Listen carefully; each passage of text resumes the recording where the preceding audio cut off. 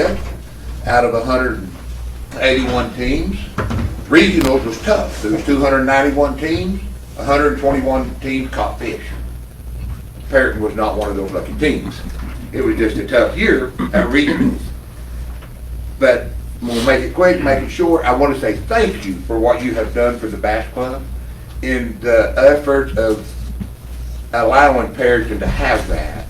And I especially this year have kind of got an extra fond reason for the Bass Club. My son Dakota, I think most of y'all know him, maybe not.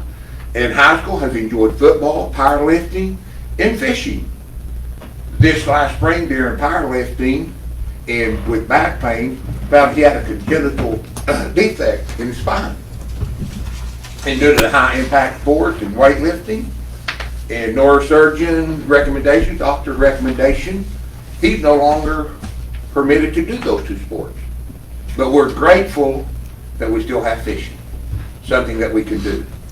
As a plug, this year we have got 8 guys and gals signed up, 4 teams. Anybody with boats that would like to be a captain, would like to take a couple of kids fishing about 5-6 times a year, we would love to have those people to join up with us, because it is a great time to do that. So anyway, thank you again, and appreciate your support that you can give to us. Thank you. Appreciate you. Did I make 3 minutes? You did well. Okay. All right, well, next is Billy Miller. He's here to address the board tonight on staff and junior high campus. Billy, you ready? Anytime you are. Again, you'll have 3 minutes, and Yes, Dr. Cole. ready? I'm ready. All right. I talked with Dr. Morales, or not Dr. Morales, Mr. Morales. If that was offensive, I didn't mean to offend. That's fine. And I've talked extensively with Wes, a little bit with Pete, and I tried to communicate with Noon, who was on the phone. And so it's all good. I have a very, very limited knowledge of the decisions that were made back in April or May. But more than anything, I just want you all to know that Karen and I are as worried about the junior high campus, because this is our first August in 30 years of education to start a student in the junior high campus. Never done this before. We've had a lot of kids and we've done a lot of education, but we're very limited on public education. But to all that, I want to say thank you to the one board member that decided the decision on some of the staffing in junior high may not have been the best decision. And I just wanted to publicly say thank you to that board member. And the rest of you, we're not here to undercut, we're not here to do anything, but we're pretty concerned. So bless you all. Thank you very much. Thank you. Okay. Anything else? If not, the board will now convene in a closed session to discuss the following items posted on our agenda this evening as allowed by Texas Government Code 551.074. No voting will take place in closed session. Any action the board wishes to take will result as a result of discussion in closed session will take place after the board reconvenes in the open meeting. It is now 6:06. Thank you all.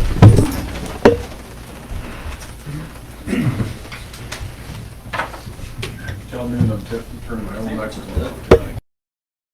Board of Trustees, back to order. The time now is 7:05. I would like to add to the minutes that Trustee Noon Bela had to exit the meeting to attend to harvesting needs. Okay, tonight, our first thing on our agenda after session, we have Mr. Rene Cano and will give us a presentation on Texas Instructional Leadership by Region 16. Rene, welcome. Well, thank you. I appreciate it. Again, apologies for not being there. I finished the training at West Texas A&M University and we had to reschedule, so your superintendent was gracious enough to allow me to do this over Zoom. I hope my next time to go visit with the board will be in person to share out just some of the great growth measures we're looking at. So can everybody hear me good? I mean, you can hear me clearly? Yes. Yes, you're coming across clear. Great, and I know all of you have just a lot of great stuff you've got to cover tonight, so I won't take really long, but I'm really excited for this opportunity to share tonight. This Texas instructional leadership work is just some powerful work, and so just giving you a little bit of background about myself, this is my 23rd year in education.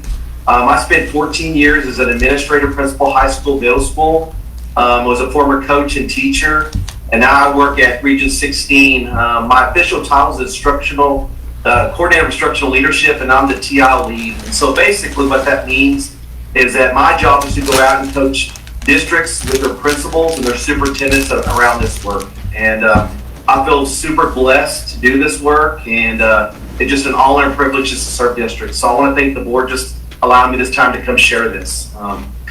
I really want to also take the time to honor your superintendent and assistant sup. Your district is one of only 6 districts right now that has participated in this work. It's some high-level, deep work that when I've met with other superintendents, I'm going to be honest, quite frank with you, not every district is quite ready for this work. Not every district is quite ready to jump in this work. And I'll be frank, not every district is willing to jump in this work. And so I just thank Dr. Rock and Superintendent Morales just for really sitting down with me initially to look at this and see how this can help Perryton ISD. And so I kind of want to just cover 3 questions for you, 3 main questions, and allow y'all to ask me any questions you'd like. But the first question I want to cover here that I wrote down for me is, what does the TI work going to do for the district? And when this TI work, Tech Instructional Leadership work, was developed, bottom line was, is we focus a lot of time on our teachers and growing them. But we've not quite done enough to help our leadership grow and be effective. And I'm going to give you an example. When I first became an administrator in 2004, I was tasked to work at a high school and help teachers and students. I was never really effectively coached, and I was never really shown the proper way to be a leader. And so all I knew was some management skills that I learned growing up in a grocery store. I managed a grocery store for about 8 years since I was a 16-year-old kid and working with people. But I learned really quickly in education, it's a different world. And so going through this TI work now, I wish back in 2004 that I would have had somebody taking me under their wing and provided me with leadership skills around this. In 23 years of education that I've taken place here in Texas, this is probably the most powerful, and I'm not going to say probably, it is the most powerful leadership work that I've ever been a part of. And so when we get to talk to districts about doing this work, this is not simple PD work that a school district can be a part of. It's really high level. And so when I think about what this work is going to do with your district, there's 4 things I want to share. Is 1, this is going to grow your leaders, your superintendent, your assistant sup, your principals to be effective coaches in a support system. And so right now, look at our state of Texas with the level of accountability rising and test scores and just growing just the diversity of students. It's getting harder and harder and harder education. But this is going to help all your leaders just be such a support system with the how to be an effective leader. Just show them how. Number 2, it's going to develop efficient systems. And so what we're seeing across the state a lot is that a lot of campuses are on islands. You have a highly effective campus, but then in the same district, you have 2 low performing campuses. And so what we're going to do with this work is it aligns all those campuses, because truly what you want is you want all your campus to be on level and highly effective. But I'm going to add to that, your campuses can only be highly effective if your central office is highly effective. And the power of this work is it starts from the very, very, very top. And so I'll just be honest with you. I've had a couple other superintendents in the region and said, Renee, hey, come on, will you do some of this work and help just work our campuses, and come train them? And I flat out told no. If your central office, your CEO, your assistant sup is not part of the work to grow, and they don't want to get out of their comfort zone, we will not do that. Because bottom line is your leadership has to be the model for this work. So the third part that I have on here is your leadership team's going to grow. So everybody that's going to be on that team is going to develop a common language, and then everybody's going to have the same how to get there. And so you're not going to be disjointed. You're all going to be together. And then the 4th thing that I just wanted to mention is your leadership is going to be really strong. One of the last districts I've been working with and continue working with, they shared with me this. They said, Renee, we knew that we're going to get better at coaching and be support for our staff and our students, but I never recognized how we were going to grow as a team. and our central office, our principals, we feel like we are interconnected and we're headed in the right direction. So let me ask you, just I want to stop right there. Any question you guys have based on that, on how this is going to help move your district?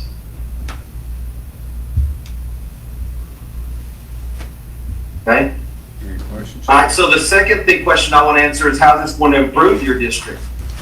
You know, when I look at your district, you guys have more than 170 teachers and y'all have over 2,100 students in Perryton.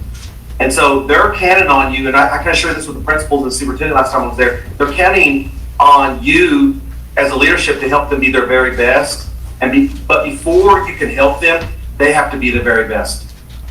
This work is truly focused on the leadership. And so to me, I kind of equate it to this, and I shared this before. It's kind of like a tree, right? Before you get down to the roots and you planted a new tree, you've got to water from the top. So you water from the top, that slowly trips down and eventually hits the roots. And so that's where it starts. The other thing that it's going to improve is, you know, I was just at WT today training new principals. And two things that we talked about today. One, teaching is super hard these days. And two, our pool is growing smaller for teachers that are available to go out to work in districts. And so districts are having to be competitive about getting teachers to come on board. If you look around in our region right now, there are a ton of openings. And so the question is, how do we fill those? Well, this is going to allow to grow all our teachers, right? Help the new ones come in, help the ones that are currently there. And because of that, you're going to have teachers in the region and principals going, okay, we want to go to Perryton ISD. Because there they help us grow, there they help us build stronger in the classroom, build stronger on our campuses. And then the last thing is that I had kind of here that I want to share with you is that when the leaders or your leaders in Perryton ISD are willing to put themselves out there and grow and to model and to coach, the teachers are going to grow, they're going to model for the students, they're going to effectively teach. And then ultimately, bottom line is we're in this game for students to win. The students win. But the students can't win and can't improve in our districts that I see in the 60 districts when you have ineffective leadership and you have ineffective teaching. And so, you know, the students can't do it on their own. I mean, we learned that through COVID. It's going to take all the way up to the top to our leadership. And then the question that I really wanted to answer was, what are the anticipated outcomes? What do we expect from this work? Because this is going to be 16 to 18 days that we're going to take your leadership through this work. And I kind of wrote down here, we want highly effective leaders that help highly instructionally sound teachers that are going to develop high performing students. And that's the bottom line. So to me, it's kind of like going back to the roots. It's going to start to the top. And so we want everybody to be highly effective. The second thing is it's going to be environment of growth.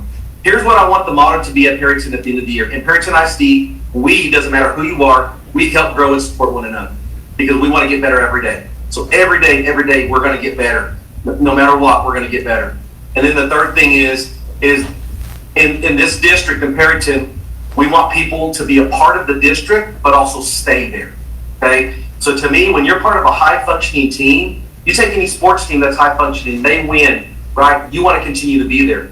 And so we want people looking in. When I have people call me the Region Center and say, I just have a superintendent call me today from a small region or a small district. He said, Renee, I have 2 principal openings.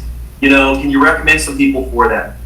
And I said, yeah. And so I was with 40 new principals today, and I had several of the principals that were in that room saying they were looking for jobs. And they said, you know, are there any districts that stick out to your mind? Perryton, I want Perryton to be at the end of this year as one of the top districts in the region to go, yep, if you're looking for a job, that's where you need to go. And when they ask me why, do you know why? Because they have effective leadership that supports their teachers and principals, and it starts at the very top. And so that's what we're trying to create. So this is a system work that just changes that for leadership. But as you can see, you have to have leaders who are willing to be vulnerable, to get out of their comfort zone. You know, I just spent a full day with your superintendent and with your assistant sup and one of your central office staff, and we just practiced coaching. We practiced getting in there, really getting in the mud and talking about how to be an effective leader, writing coaching plans, how to deliver it and get better. So this falls on, and a lot of, we get a lot of trainings where the teachers feel like, we're getting all this training. How come our leaders are not getting better? This has kind of turned the tables on it. This is about the leaders growing.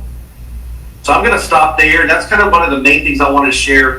And what questions y'all have for me about the work or about any other outcomes you guys are expecting or looking forward to with this work?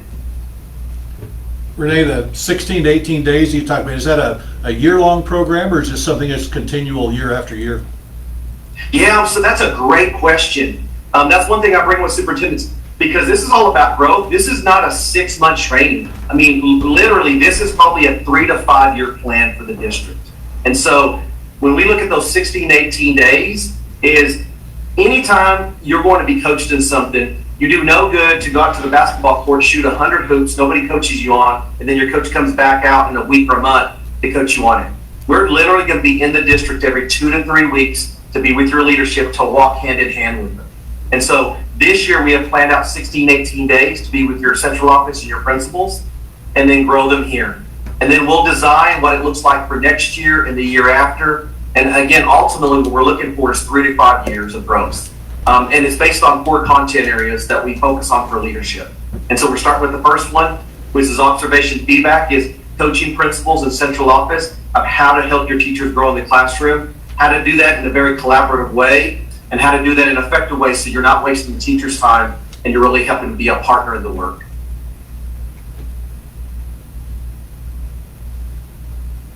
Other questions? I love answering questions, and I'm very passionate about this work, so anything I can answer.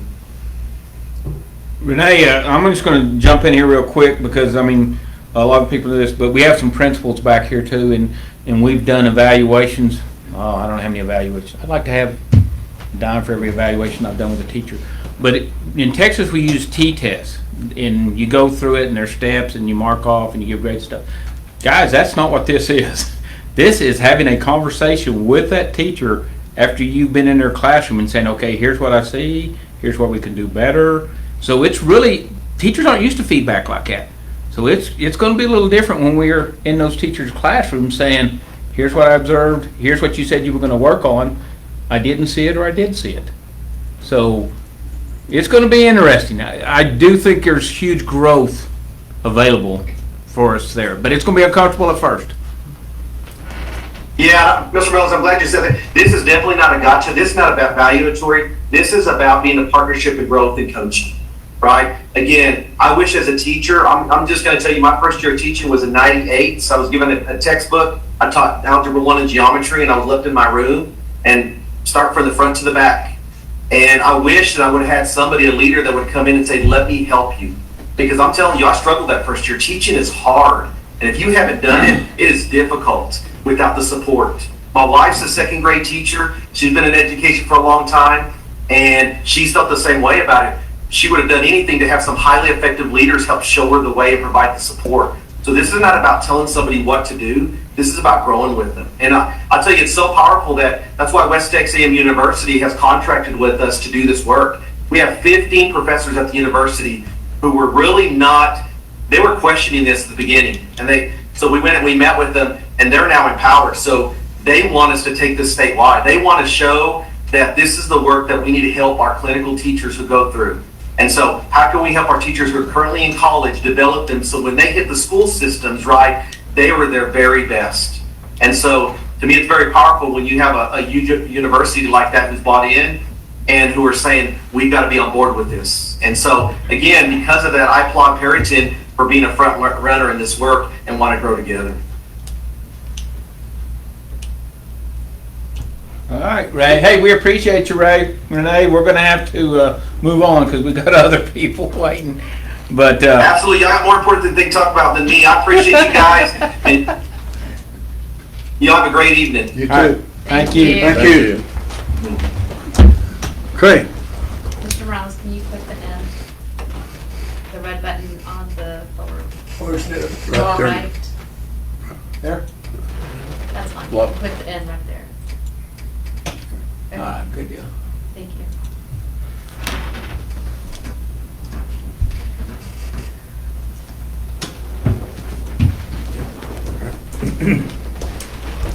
Next item on our agenda, we have tonight Jake Lawrence. He's from Government Capital Securities Corporation. He's here to give us a presentation on our bond program.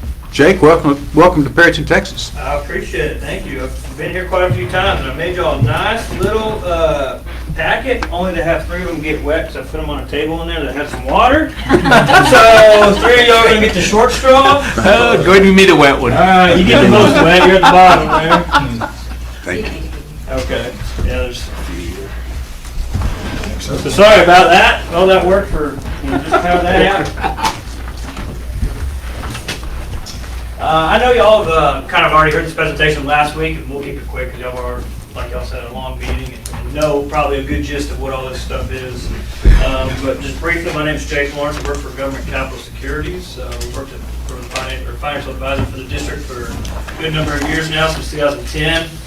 I know I'm just the face in front of it right now, but we have a team of about 8 individuals that work at our firm, and we predominantly work in rural West Texas schools for my particular department, but we cover the entire state as well at other rural schools, predominantly 4A and down as well. Have a good idea about how smaller schools work and what makes them unique, and working through the challenges that they have as well. And I think what we have before you is just some stuff to consider should y'all ever want to look into potentially refinancing what y'all's outstanding bond is. We did the previous one in 2017 for any of y'all that were still on the board back then. That had substantial savings, and the reason why we couldn't do the 2012 bonds, which we're looking to refinance now, is because of the call protection, which would make it available to do maybe about this point in time. So as we go through it, I'll be pretty quick and hit the highlights on it. It's pretty self-explanatory, but if there's anything that y'all see that have questions about, please let me know and interrupt me at any time, or tell me to move on, because I'm happy to do all that. Just to start off here is that we're looking at potentially structuring or refunding bonds. So your 2012 bonds that we were helping out the junior high, they're able to be refinanced at a lower interest rate, just like you would your mortgage. And you're looking at a couple different things to take advantage in that situation. The interest dollar savings, just by going at a lower rate. Maybe combining that with an INS tax relief, depending on what y'all's goals are with your INS taxes, or potentially a combination of those, and then an earlier payoff. What's unique about these bonds is that, given the current interest rate market that we've had, we've been watching these bonds and been in discussion with Mr. Morales for almost a year now about specifically this type of refinancing, just due to the fact with COVID happening and interest rates bottoming out. They are not what's called currently callable, so they are not technically allowed to be refinanced until August of next year with tax exempt rates, but you can refinance with what's called taxable rates. And I'm sure John had already discussed about the difference between those two, about what makes tax exempt, a lower interest rate versus taxable. But in that regard, there is still an opportunity to get some savings, and kind of with where the market is right now, I would maybe need to hear some feedback on what we have for maybe waiting all the way out until next year to refinance it at tax exempt rates versus right now and moving forward with taxable. The considerations, like I was saying with taxable versus tax exempt, that taxable portion is just a higher interest rate, and that just means that the investor is paying taxes on their interest income. It has nothing to do with the district paying any additional taxes or anything like that. It's just the investor having their investment have more taxes to be paid upon.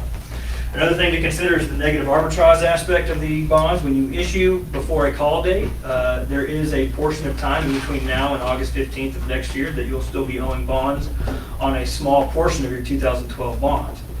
And so you'll be paying what is considered an interest still on those bonds up until that point, and then also interest on new bonds. And that eats into your savings, and that's the negative arbitrage number. All the savings that you're going to see takes into account cost of issuance and the negative arbitrage number, so it's a net of all that stuff, but it's something to also consider. Another quick aspect is the bank qualified rates. So there is an additional caveat to tax exempt rates for what's called a small issuer exemption. For a issuer to issue anything under $10 million in one calendar year, you get access to a lower interest rate than tax exempt rates. It's just a slight portion that is available because of the amount that you're going to be selling to the public. If you ever bust that cap, that means that your bonds will not be bank qualified eligible. So they'll be back a little bit above tax exempt, and they won't have that, extra little cushion that you have. So for instance, if you were to refinance these bonds now, you'd be able to do so and be underneath that $10 million cap, but they're at taxable rates.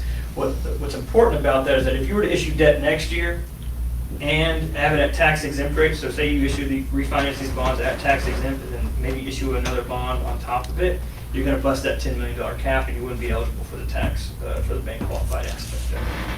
But that bank qualified portion would only be available should the district issue at tax exempt when they become currently callable next year. Just something to also consider. There is a little bit of excess reserves in y'all's INS account from what I've seen from the 2020 audit. And then of course that's the same amount there for $6,900,000 in just the general fund. Another thing to consider is pilot payments for the 313 agreement that y'all have. And the reason why I'm showing these amounts right here is that this is kind of a time for the district to decide should they want to throw any excess funds towards paying down the debt a little bit earlier. And these are just some sources of funds that other districts have used in the past to do so. If those pilot payments are currently being earmarked for other things in the budget, then I would never recommend touching them, of course, but some districts have used that. I think y'all receive about $200,000 from them every year from Palo Duro. And then lastly, the local order period. When you sell these bonds, you have the opportunity as an individual that lives inside the district, whether that be you yourself or maybe the local banking institutions, to go ahead and purchase and have first priority to pick out which maturities and investments that they want to use before or buy before anybody else in the entire world market can. So it gives y'all that kind of priority should y'all ever want to invest, and we work with local institutions and individuals to get that accomplished should they ever decide to do so. I mean, specifically, we work with Brady Erie here a lot with having him buy and sell or purchase our debt that we keep within the area and things like that. True. So we have a good working relationship with him. And then, really, I know that just in the last couple times I've talked with Mr. Morales, is that I know that there is a need potentially for something with the high school to be done should that ever come up in the future. And we looked at a couple different things for y'all to consider. With the INS tax rate, getting it back up to at one point in time in 2014, y'all had a higher INS tax rate. What would that be able to generate if y'all moved those tax or did a refinancing and then on top of that maybe did a bond next year to bring it back up to a level that was around that time of 2014 of 15 cents on your INS side.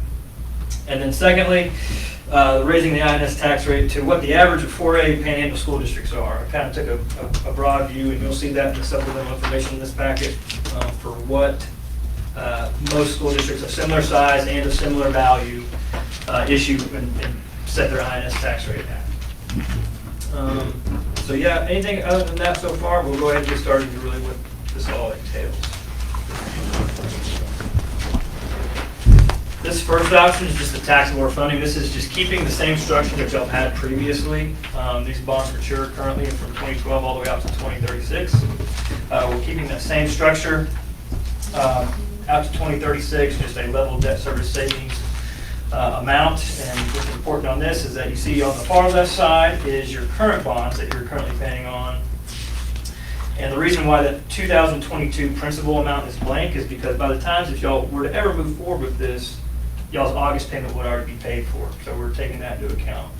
And then you just owe the interest for 2022 next year.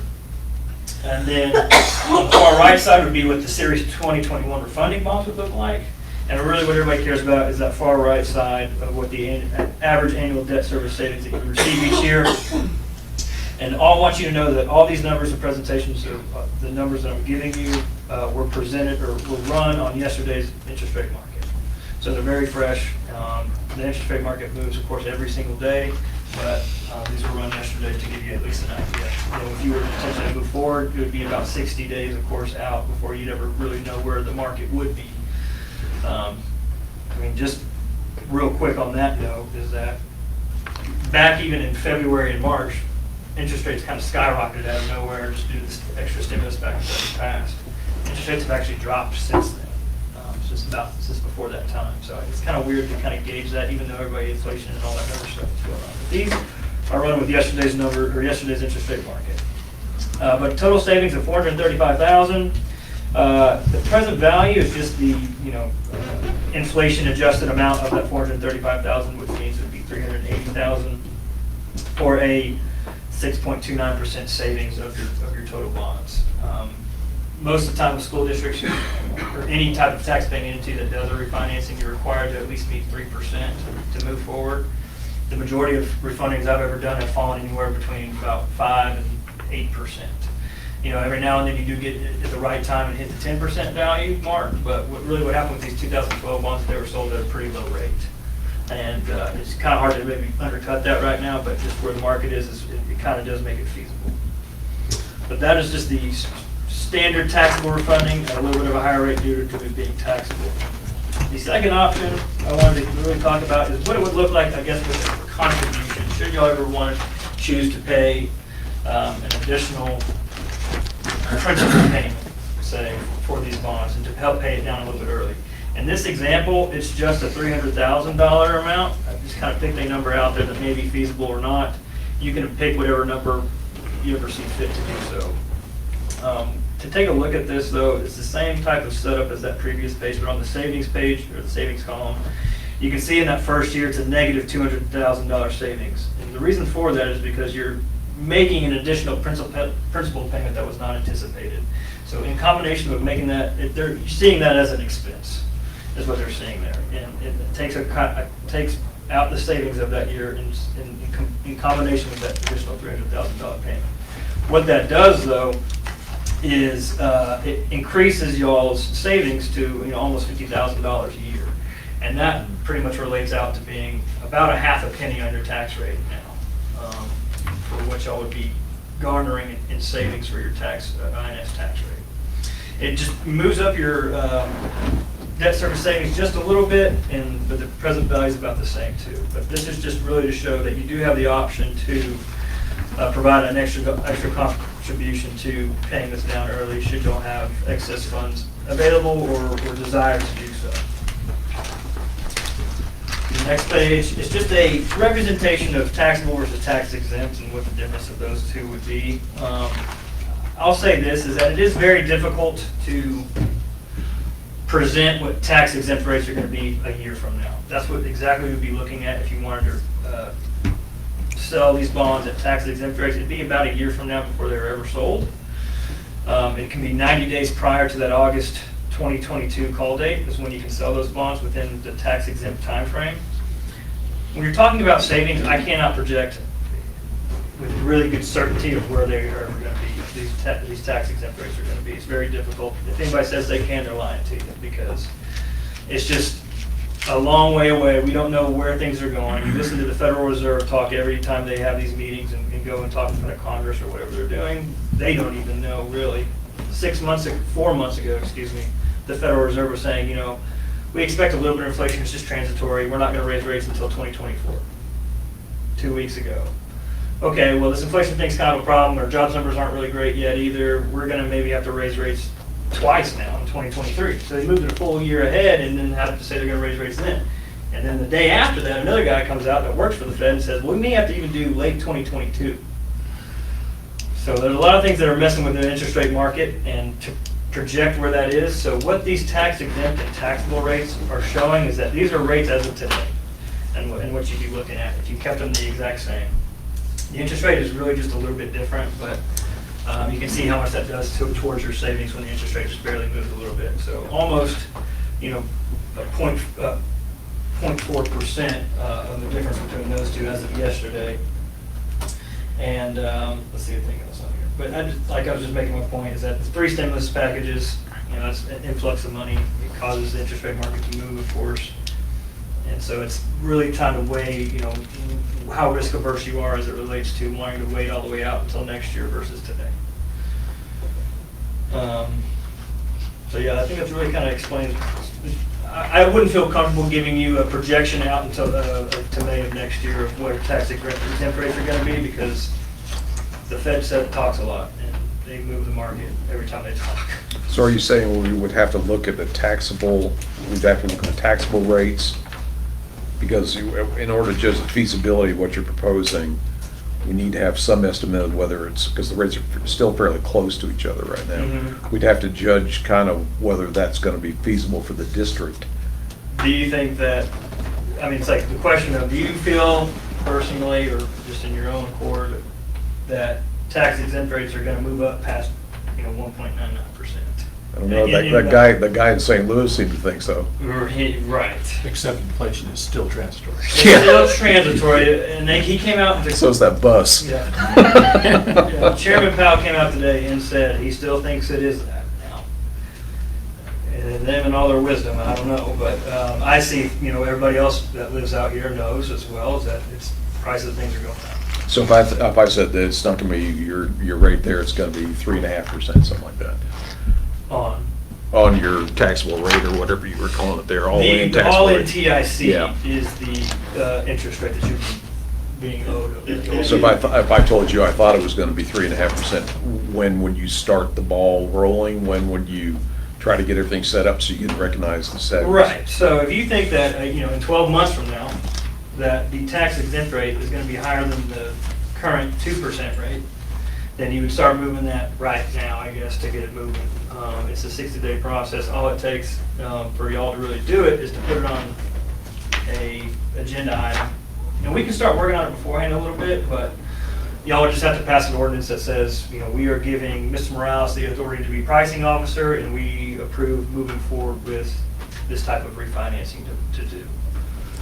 And during that time, it's just like any of the pass-through fundings that we have. We work during that entire time. We sell bonds on a given date. And then we don't necessarily have to all come back and have a meeting together and present the numbers to y'all unless y'all want to.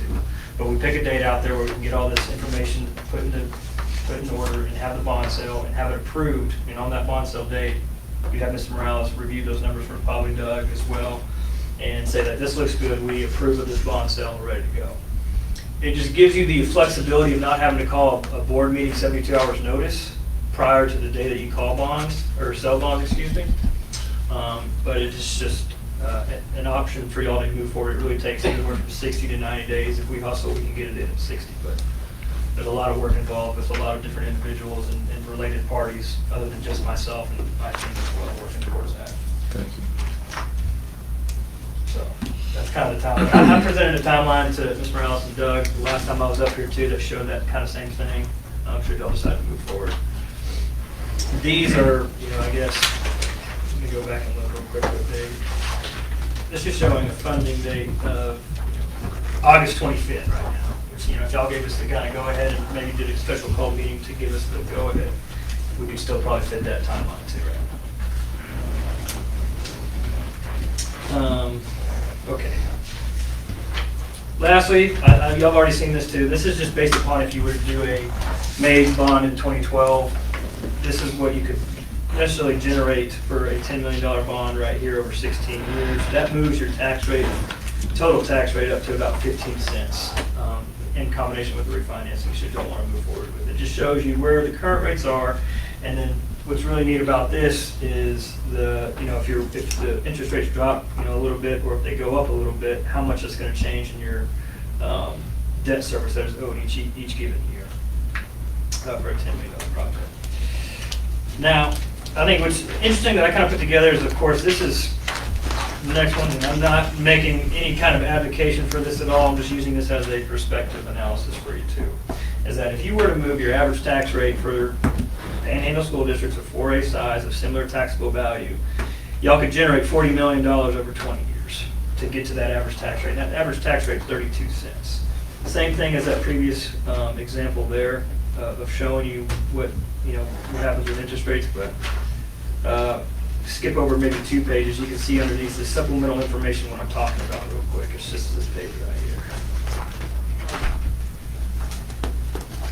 I think it's something that y'all can use to at least compare yourself to other districts as well. Is that you can see that most of these values, they're all really north of $1 billion or near it too. I mean, outside of Canyon. Now, I know Canyon is a 5A and a 4A school district, but they're having to pay for both of those schools, so it's at least something you can kind of compare to the 2 similar sized schools a little bit.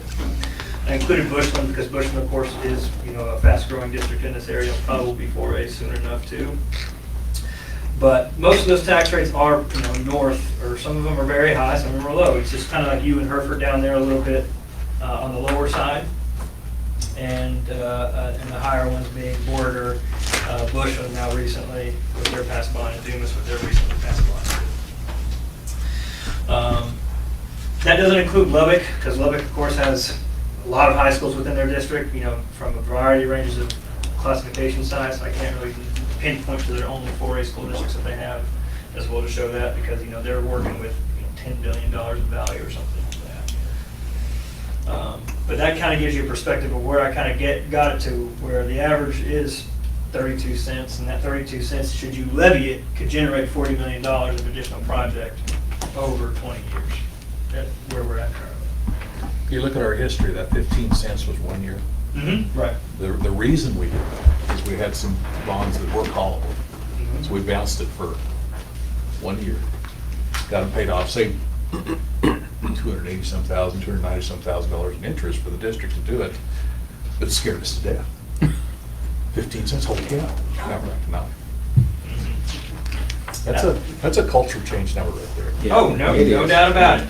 I'm from Sweetwater. Sweetwater compared itself not to Abilene Wiley. Abilene Wiley is a district that is, has a lot more resources than we have. Snyder, even, we like to compare ourselves to Snyder.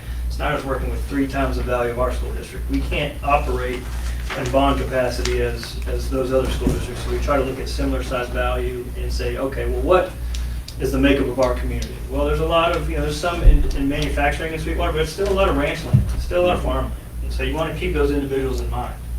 And, you can still be proud of the fact that you are lower than comparable size districts. And, you may not go even near that average. And you just may be able to use it, at least if there was ever something that y'all need to take care of in terms of inside the district's facilities, to do so in an area. So I'm kind of showing you the ceiling here, right? And then anything really underneath that you can make work. Of course, this is just money. I guess I don't really need to go back and go over the analysis other than that on the previous page that I just skipped over, but just want to reiterate on that analysis page, the previous page before all those other school districts that I was showing you there, is that the earliest time to issue the tax exempt will be in May of next year to begin that process. But, the greatest INS decrease and the greatest savings is going to be if you provide any contribution, but you still receive those savings depending on whether you do that or not. This is important too, is that I've run all those new money numbers on 1 billion, 100 million. I know that there is a little bit of a, chance that those numbers for your taxable values are going to decrease a little bit.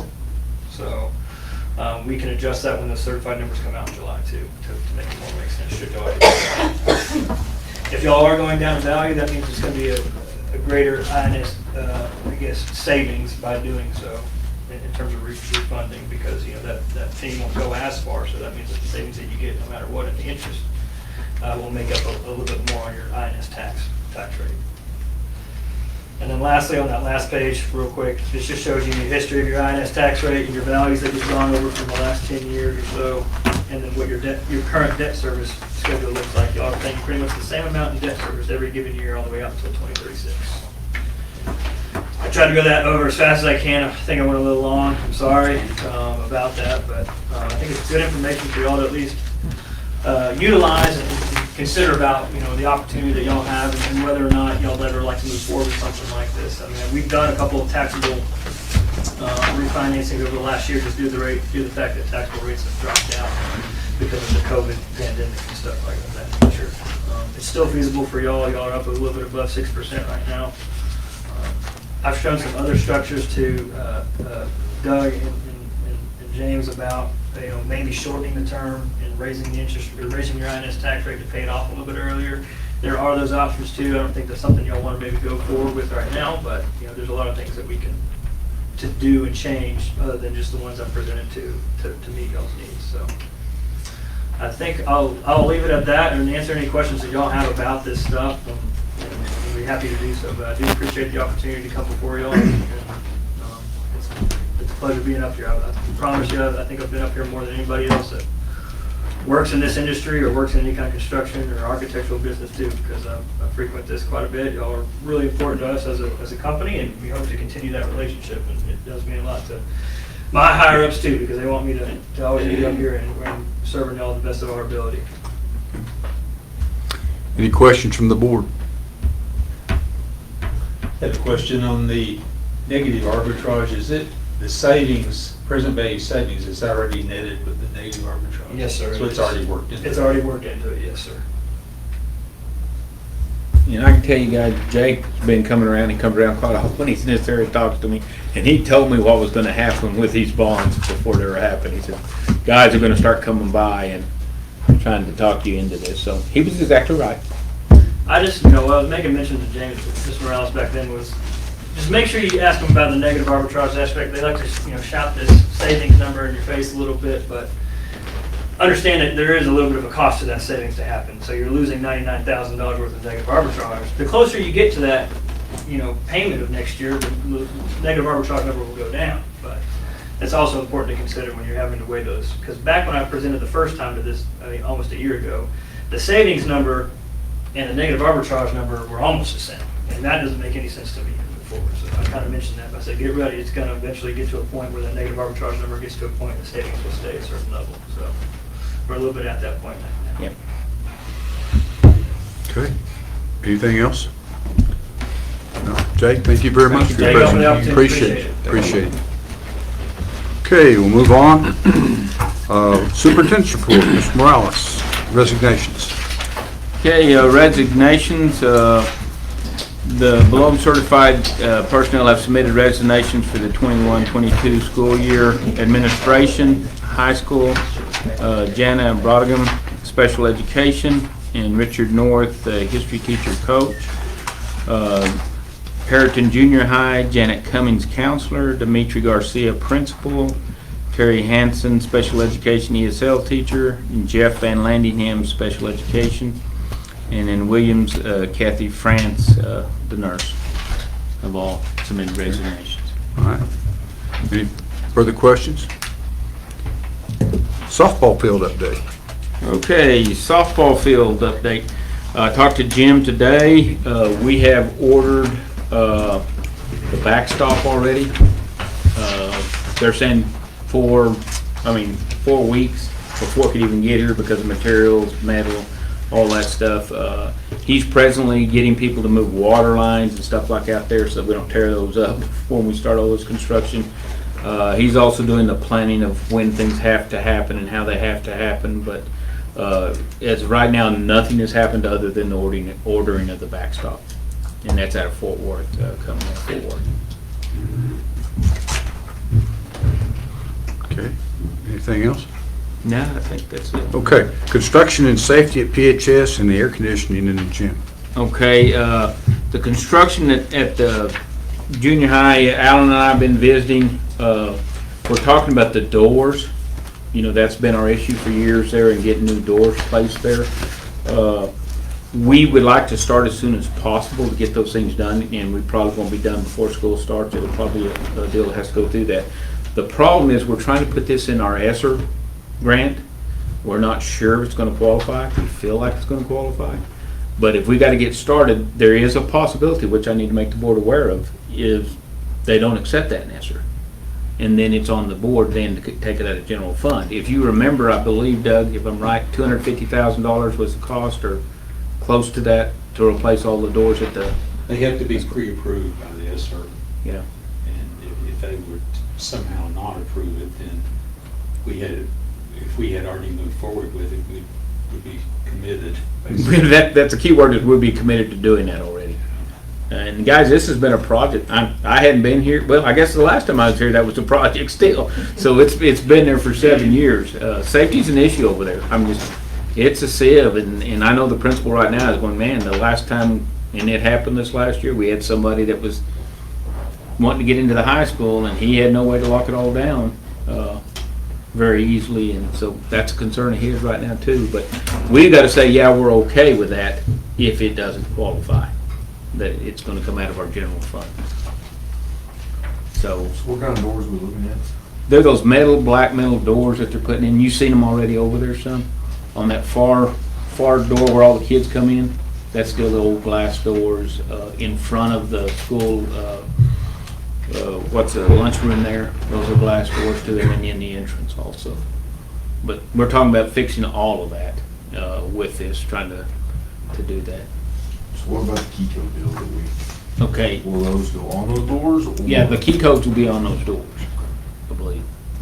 Alan, correct me if I'm telling something wrong. No, you're right. It's basically, if you've been behind the school, I mean, going into the Ranger gym from the coach's parking lot, Mhm. that set of doors has been changed. We've done several, just trying to do some out of budget because the frames are Expensive. busting out, they're collapsing, you can't keep the doors latching like they're supposed to. But they're 60 years old and it's time to do something. So we've been doing some, one, if we got a little extra money left over, we try to get a couple a year. This right here would complete everything. It even entails, if it'll go through, putting a little L-shaped cubby hole in front and setting another set of doors inside so the other has to come into a catch place and go to the office, be butted into the office. Kind of like we've done Kinder and Williams and Wright and everybody else. It would entail on the El Rancho side of completely doing away with that outside aluminum glass frame, and it'll be pretty much solid metal with the 4 sets of doors. Again, you would still have the interior aluminum glass, but they would be basically, they could just stay open. Because right now we have, all those old aluminum doors up front by the office and the El Rancho are all outdated, can't get anymore. So that's why you see the lock bar on the inside, which is not a real good safety issue as far as fire escape and stuff like that. We do have and it is in that estimate, I think it's about $6,000 that we can buy an external panic bar. We put one over at Kinder and one at the El Rancho that they've come out with the last couple of years that are expensive, but if we get all these door systems done, that price also includes putting those on the existing aluminum doors up front to get away from those old block bars and make them accessible in case of fire. But it basically takes care of most of our security problems. Now, Alan, you said there's 2 companies, there only used to be one company anymore? Roll Architecture has been pretty much the only game in this area. That will come to us, I'll put it that way. There's some places in Oklahoma City and Lowe's, but getting them up here is kind of a nightmare. Because on big jobs like this, or even a door system, they may have to send 2 guys and spend the night, and it's just Amarillo, they can drive back and forth and make that big deal. Contractor's Warehouse, open business in Amarillo. I just found out about them 6-7 months ago. They have come up and measured and are working us a price. I've got everything from them as of right now except the L-shaped partition up front, and I think the varsity dressing room door on the back of the varsity dressing room. They hadn't got that one figured in yet. I will say, includes painting. We have to have, painter paint them ourselves. Because rules,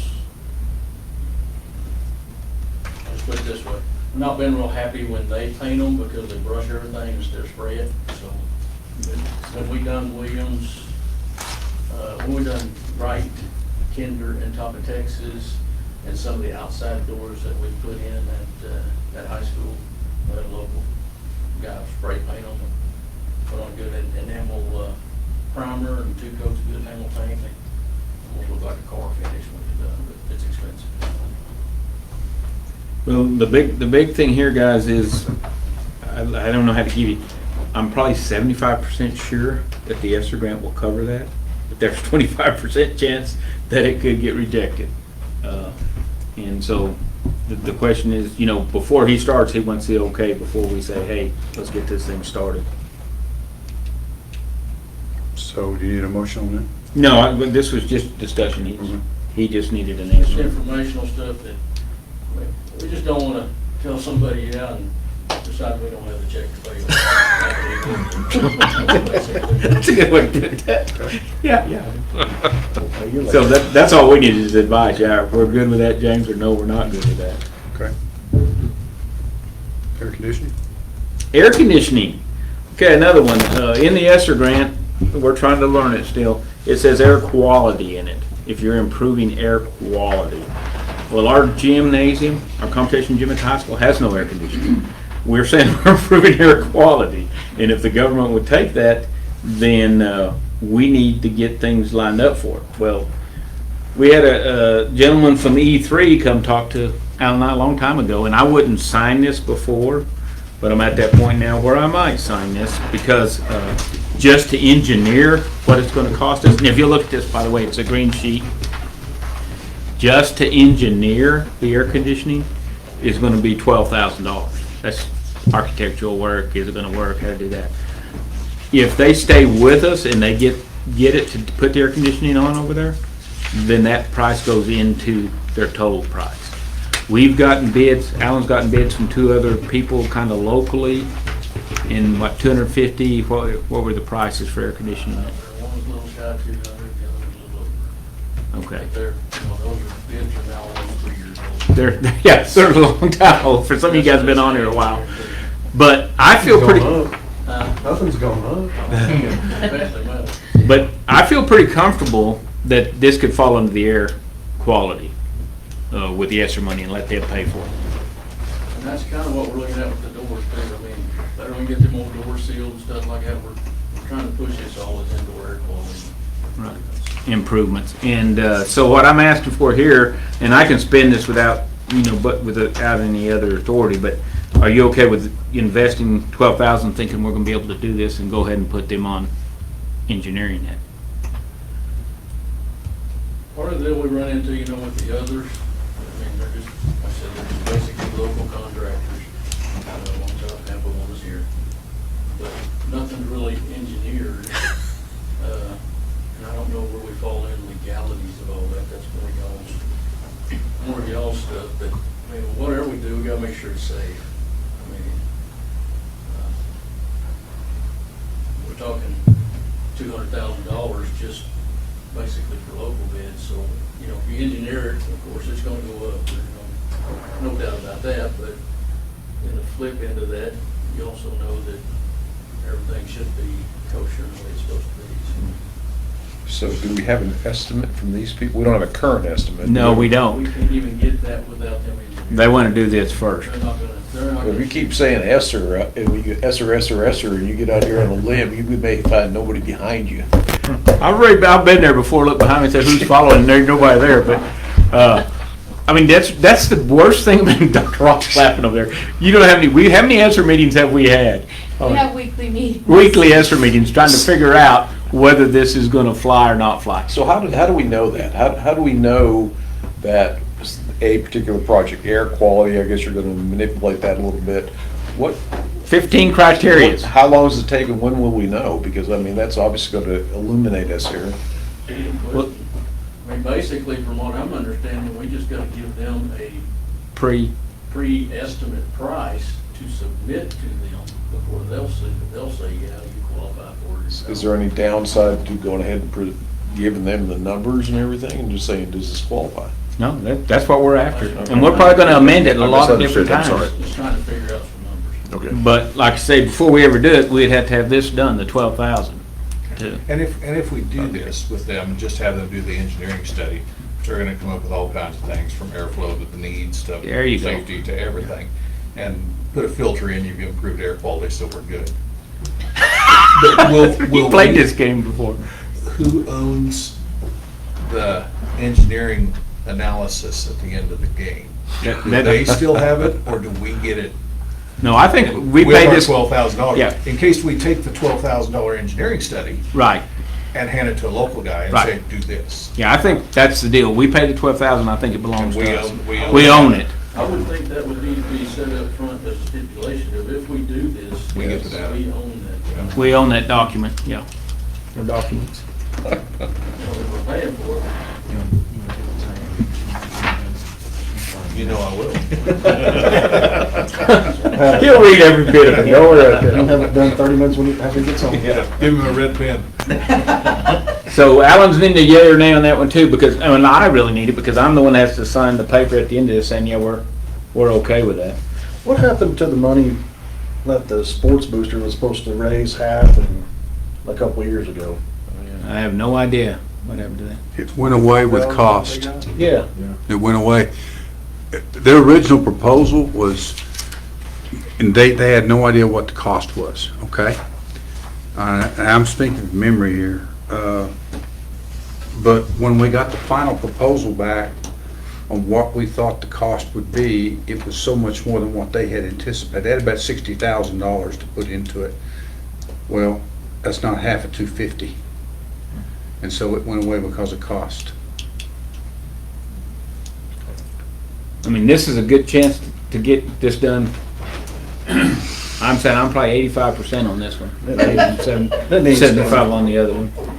It needs done bad, in a bad way. So is E3, are they HVAC contractors? Yeah, we've been talking to them. I mean, did they actually they just contracted out anyway, didn't they? I mean, they're just engineers, basically. Yeah, I mean, Like the lighting deal, they contracted the lighting. they, Yeah, they were the lighting no, company. they have their own electricians, do the lighting. So if we're Their own gonna do it, do it electrician right. came in and done done work for E3. And I'm not gonna say, now I know they did some stuff in Gruber while they were doing our lighting retrofit here, and they asked me, you know, what HVAC contractors would you recommend and stuff, and I used everybody's name around here, so I mean, it's not saying that they don't come into a place and use local contractors, because yes, they do. Because that's benefiting the local people still too, so. Okay. So are you all good with me signing this and getting this going? Yes. Thanks, sir. Part of their stipulation, I will say, is they have to be able to handle the scope of the job and cover the insurance and all that kind of stuff as a subcontractor. Sometimes that leaves the smaller guy out a little bit, we got big ticket items. I believe that's it on the construction. So. All right. Okay. We'll move on to director's reports. Mr. Kemp, you got anything to add to your report? I would comment your crew on the grounds. They look great. They're well manicured. It's very impressive to drive over and see how well our schools look. They're working hard. Weeds is the hard thing right now. And they've done a great job with the pre-K building too. I mean, he's been kind of in charge of that, and we got that moving pretty well now. Okay. Food services report. Ms. Walker, you have anything to add? Okay. Okay. All right. Mr. Togmorton, anything to add to your report? Nothing, thank you. Okay. All right. Ranger Roundup Learning Center. Ms. Rodriguez, you have anything to add? No. Okay. All right. Technology report. Oh, I flipped backwards. I'm sorry. Coach Habather, do you have anything? Hey, I didn't make the deadline on the report. I remember that. Hey, he's a 12-month contract. I panicked a little bit. Yeah, we have coaches. Do y'all want me to talk about that? Yes, I want you to get up and tell us about our new hires. All right, new hires. Volleyball, we have Jane Reed coming over. I'd like to get her over here. She's coming from Sunray. They didn't have volleyball, but she's got 15 years of volleyball head coaching experience throughout her career. That to say, she's got well over 20 years of experience coaching and teaching. Fireplug expects a lot out of her kids. She's not lazy at all. Really excited to have a chance to get her. She had some offers on the table. Monday was one of them, and I can't remember where the other one was, but they were waiting on her to make a decision. And the day after I talked to her, let's do this. She's one of those. And her husband's a cowboy, and she's pretty much Reba McEntire. I mean, she's just fireplug. Our girls are going to get In a shock. In a little bit of a shock to their system there, which is a good thing to me.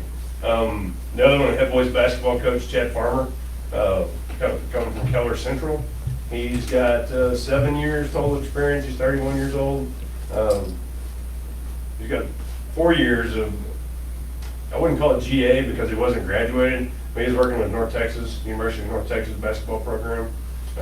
Straight out of high school, straight into that, kind of like a student coach type role. Super intelligent, very sharp. I was very impressed in his interview. And then talking to his people, they're all, I mean, he just blows them away. So looking forward to him coming in and getting with our kids. And Wants to stay for a while? wants to stay for a while. That was something that I brought up in the interview, that you don't know what you can do as a head coach if you just go for 1 year and then go on. You don't know what you can build. So I put the number 5 or 6 years up there, and then we went to 3 or 4. But, you know, either way, I mean, so he wants to be here. He doesn't want to come, and he's fixing to find out what moving is like too. He hasn't done it yet, so you don't want to do that very often. So very nice. And then an assistant coach, Griffin Brzezowski. Everybody here probably knows him. He graduated high school not very long ago, but he's not even graduated college, but he'll be a paraprofessional in coaching, finish his degree, get certified. Have no doubt that he can get that done. He's very sharp. I mean, the average IQ went way up higher these last week. The coaching staff or administration? I mean, you just put it all across the board. I mean, you're a very sharp kid. Really enjoyed talking to him. You know, he was, in his mind, he was second head coach, and I kind of talked him off that ledge a little bit about, you know, let's get some experience and let's groom you, let's work you towards that. So, you know, there's at least a plan there. So, I mean, he was on board with that. I tried to talk him into going to his last 2 years of basketball eligibility. I said, you got 2 years left. He's got an offer from UTSA to go play. I mean, that doesn't come around very often. And you're okay just letting that go. And I said, in 10 years, you're okay with letting that go. Not right now. You know, and he was good with it. So that's, I mean, in 10 years, he can go get those 2 years back if he wants, I guess. I'd be really surprised if it still happens. And then we have some others in the works. A guy named Christian Santiago, John Santiago, same guy from Booker, your nephew, I guess. I remembered him, you know, I was talking to him. He played with Hunter Lyle and Jared Reagan over there on that team, and I knew exactly what number he was because he looked their butt the whole night. You know, I knew who Lyle and Reagan were, but that dude was the one that stood out. But anyway, he's graduated from Tech. He's worked with their strength conditioning program. Kinesiology grad, very sharp. He's farming right now. He graduated and had to jump right into working and getting money because his wife got sick. But she's good now, and he's ready to get in and do what he wants to do. But he's going through teach. As soon as he passes his content, we'll be ready to roll. We didn't have him on there because of that. I think that's it. There was 2 days last week that were very intense, and Tuesday at 10:30 a.m. I had all that done. I was like, man, what a week. You know, it's always Tuesday. Coach, do you want to say anything about your girls' basketball coach? I mean, I know we already hired. Yeah, we've already, he's actually closing on his house next week, and then they'll be here and living, you know, in town until they close on their house this year. They've got a house in the works, so they came and spent 2 days looking at houses. That was kind of fun listening to him talk about that. He's been in the same one for 25 plus years. It's funny to watch people that haven't moved in a long time. Kind of get uncomfortable, you know. But he's got his house ready, so he'll be here. Good deal. Good. Any other questions from the board? All right. Dr. Rock, you're up to bat. Did Rodney already? Did you? Okay, all right. I'll just get I going. didn't say much. Wait, just a second, because I don't want to just hang around. Can we go ahead and introduce somebody here? Sure. The junior high principal, Sandy Wheeler, and just go on and come up here where I can see you, Sandy. Sandy is who we hired for junior high, and just like you guys know, she's already been on the radio with questioning and stuff, but just going to let her say a little bit about herself and what she's doing and how she's done it. Sandy? We're already rocking and rolling at junior high. It's pretty exciting, but I have a husband and one son, and I've been in Spearman as the high school principal for a couple of years, and Cash plays baseball, and we kept saying, man, it'd be nice if we could find a place for him to be able to play baseball in high school. And this opportunity came open, and I said, well, I'm going to apply and see what happens. And everybody said, that's a challenge. It's going to be hard, and I'm not afraid of that. So I'm excited. We've had a lot of conversations, and we went through a day of teal with Renee, and I'm very, very excited about the direction Perryton ISD is going. It's been good. So. Well, welcome. Yes, welcome. And she's not telling you, but guys, she brings a lot of different skills with data diving, looking at your data. So that's really what kind of set her above everybody else. Thank you. Thank you. Welcome. Thank you very much. I'm excited to be here. I wore my red shirt. Yeah, there we go. I like that.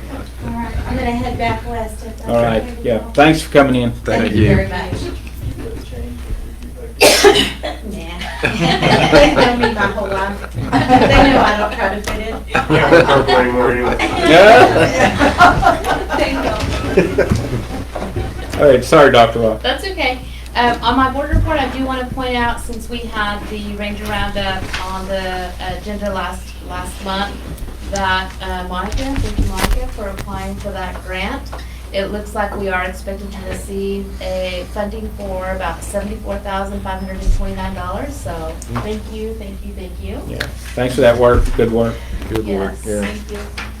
And then we have also submitted the invoice to Seaboard, retroactive to February, so that amount's on here. It's about $15,000 as well. So we're looking at collecting some of those for the Ranger Roundup. So hopefully another year we're looking at keeping it open, and then we'll see from there. And then on the last item on my report, the District Educational Improvement Committee is going to be meeting next Wednesday. And I know some of you had asked to be invited to that meeting, and some of you had attended as well. We are specifically reviewing the comprehensive needs assessment that we worked on in the spring semester, and then we're also going to be asking for input on the ESSER grant and going over the guidelines at that time with everyone on the committee and any of the proposed projects that we have on ESSER as well. Let me jump in here. I do want to say one other thing on the Ranger Roundup that wasn't covered here. I need to thank Shelley for helping with them applying for the food program for next year, which again will save us money. We were late last year, remember, we didn't get to apply for it. Well, we're doing that now, so I didn't want to bypass that. Thanks, Shelley. We are feeding them through the summer. Yeah, and they are feeding this summer, so that's saving us money too on feeding. Yeah, big time. Yeah. Okay, go ahead. And one item that I just received on Monday that I didn't get to add on here since I submitted this last week was that House Bill 4545 just eliminated 5th and 8th grade retest. So they are usually, pre-COVID, are given 3 opportunities to take the STAR test for passing the reading and the math. That has been eliminated. So now they just have 1 opportunity in this coming year. The grade placement committees have been eliminated as well. So there will only be 1 administration for those tests, for those 2 grade levels. There will also no longer be the 4th and the 7th grade writing test. So the writing is going away. The writing tests are going to go away for next year.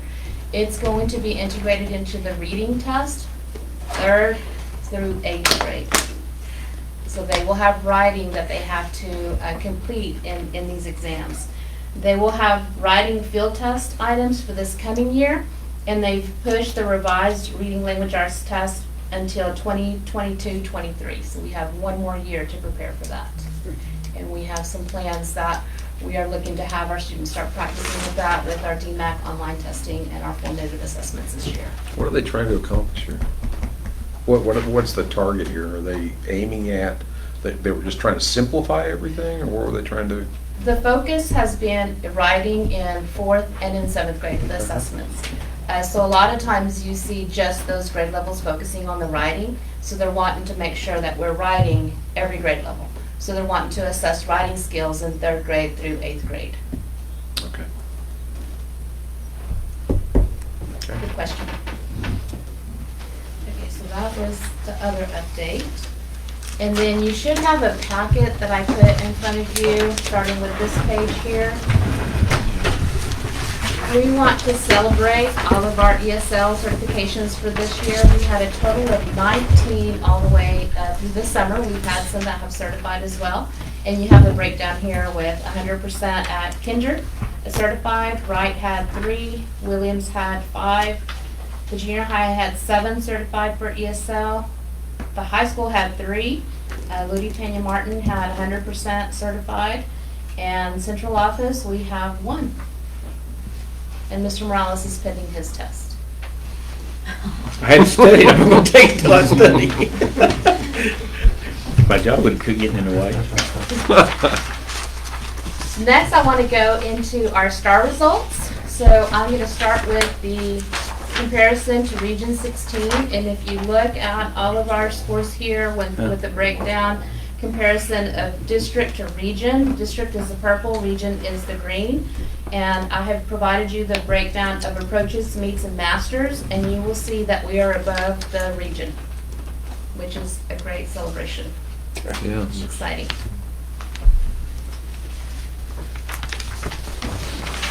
From there, you'll see our overall, our drill down STAR campus from Williams Intermediate at 75%, Wright at 80%, Ludi Pena at 64%, the high school at 87%, and junior high at 78%.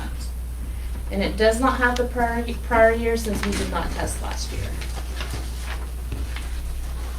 On the following page, you'll see the breakdown of our demographics. Let you look at that. We're still showing a discrepancy on our main demographics. Hispanic at 78 and white at 84, but the gap seems to be getting smaller, which is great to see. On the next page, it has a drill down of all of our content areas. So in all of our language arts, the English language arts, this is high school, we were at 79%. Math, overall, district-wide, we were at 82%. Reading, 78%, science, 85%, social studies, 78%, and writing, 66%.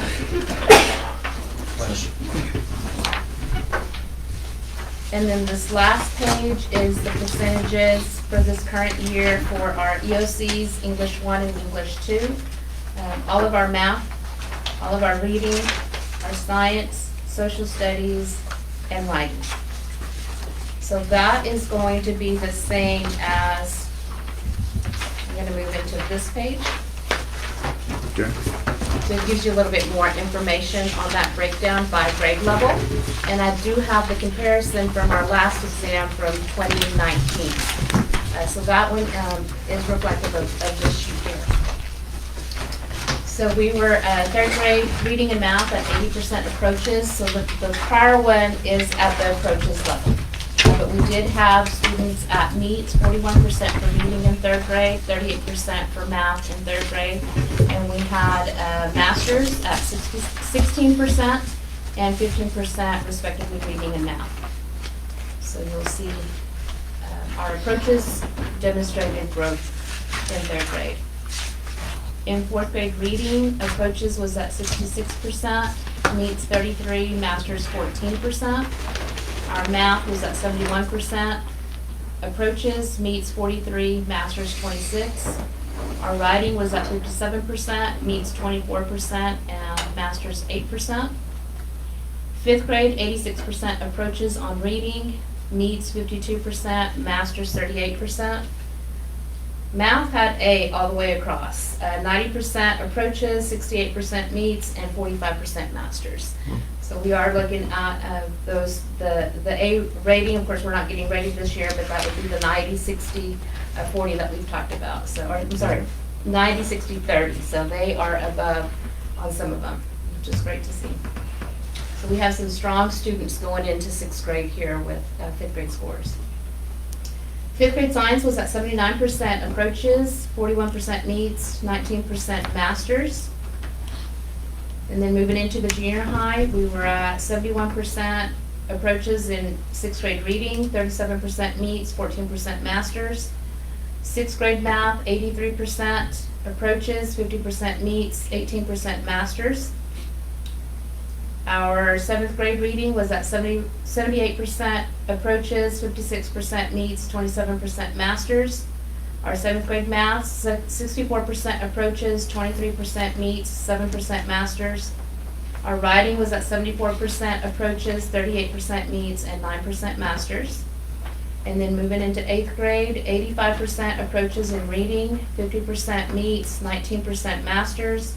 Math, 86% approaches, 69% meets, and 29 at masters. Science was at 88% approaches, 68% meets, and 42% masters. And social studies was at 67%, 23% meets, and 8% masters. I do want to focus a little bit on the junior high, and if you notice, a lot of these have the 10% growth, which is exciting to see. Yes. They showed growth in most of the areas with that 10%, if not more. Yeah.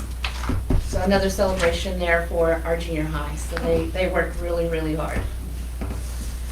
Moving into high school, our EOC English 1, we were at 77% approaches, 57% meets, and 11% masters. I want to call attention to the EOC English 2. Look at that growth from 65% in 2019 to 82% approaches this year. And then even on the meets, we were at 69%, prior 43%. Yeah. And we saw growth also in masters, 9% versus 2%. Yeah, excellent. Our algebra 1, 95% approaches, meets 63%, and masters 37%. Some other great scores there. Our biology, 88% approaches, 45% meets, and 9% masters. And our U.S. history was at 89% approaches, 58% meets, and 27% masters. Any questions on our STAR scores or comments?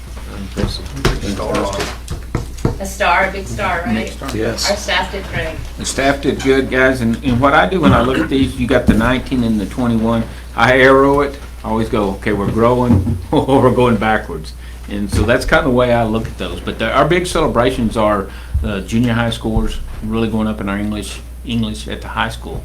I mean, they really took off for whatever reason, but they took off, and we've got movement and momentum going, so we're going to keep moving that direction. And thanks to Dr. Rock, because she's the accountability expert, and she keeps everybody's feet to the fire on what we're doing and where we're going. Okay, so we do also want to give you the rest of our board outcomes on pre-K and kinder and go over the results in first and second grade. That way you have all the data from pre-K all the way through high school. So the next section there is our pre-K students, our dual language, and our English classes. So in reading, our targets were 46% of the students would be on level. And you can see that we surpassed those scores at the end of the year. So we have 76% on level for dual language pre-K and 72% on level for our English pre-K. So we will be looking at revising those targets for next year, since we have surpassed those targets and we want to continue to see that growth. On the next page, we have the math. And our target was 50% for this year for 2021. And you'll see that we also surpassed that goal with dual language ending with 84% of the students on level for math and 77% in our English classes. So we're on track for your board vote. In kindergarten, the reading, the target was 50%, and we ended the year with 76% with the English and 53% with our dual language. In math, our target was also 50%, and our English classes ended the year at 76%, and the dual language at 53%.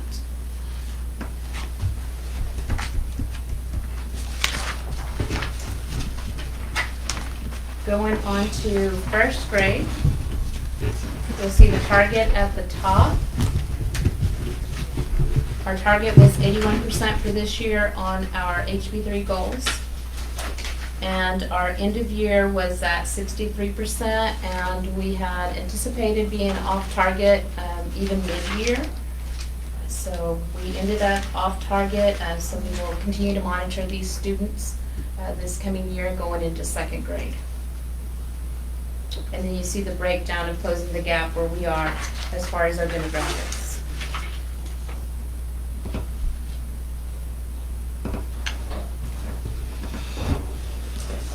Going on to second grade, next page, our target was 81%.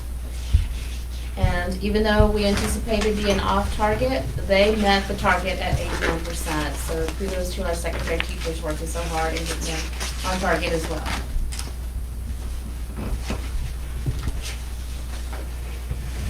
So that is all of the data from pre-K through high school.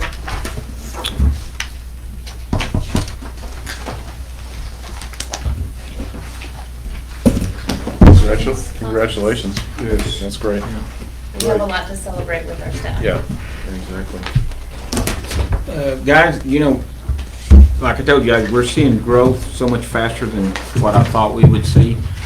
There's a lot of reasons for it, probably, because we've done a lot of different things, but our teachers are getting assistance from our coaches that we created this year, and I think that's why we're seeing difference. Prime example, I can tell you at Wright, they did a lot of coaching, and the teachers took to the coaching, and because really this 80%, the benchmarks looked like we weren't going to be at 80%. They looked like we were probably going to be about 70, 60%. So I think that we're starting to see our bang for our buck for our coaches and the things that they're doing to help assist the teachers, and also with the teachers buying in to that. So I think as we build that momentum and that collaboration, I just see the scores keep going up and up. So again, everything had to be orchestrated, and Dr. Rock orchestrated all that stuff, and it wasn't always easy.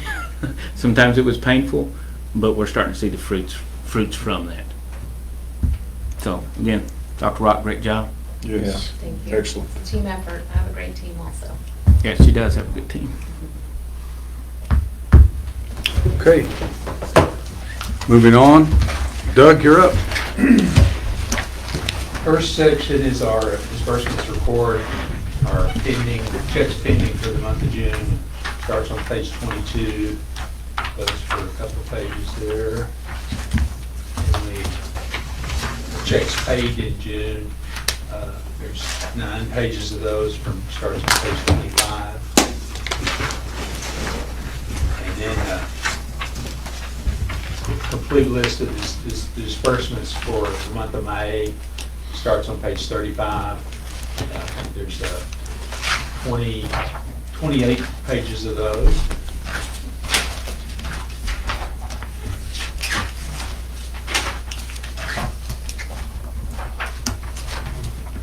Starting on page, let's see, 63 is our financial report. 64 is our cash balances. These are the reconciled balances in total. You can see those there. Our general operating funds, reconciled balance $236,216, and CDs of $8,515,000, a total of $8,754,000. The schedule of those CDs is there on page 66. Interest and sinking funds of $1,139,154 includes CDs of $1,139,154 there on the next page on 68. Cafeteria funds of $55,510.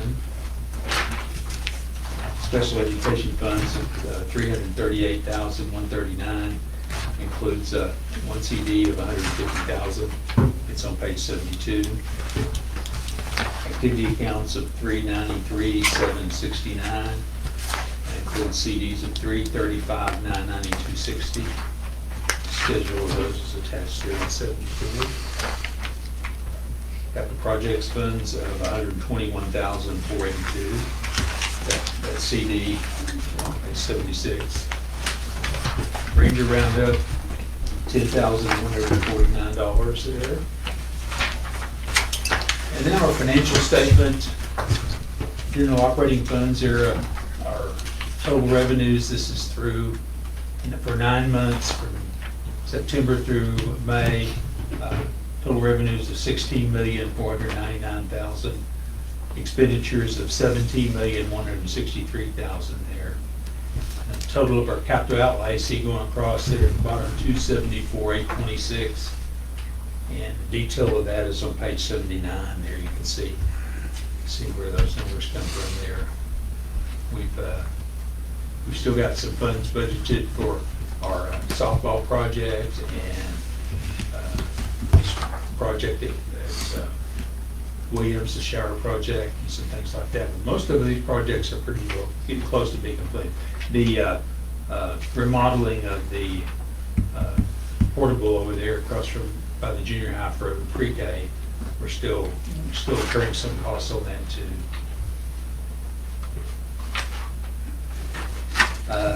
On page 80, our financial statement, our revenues are estimated revenues of $22,127,000.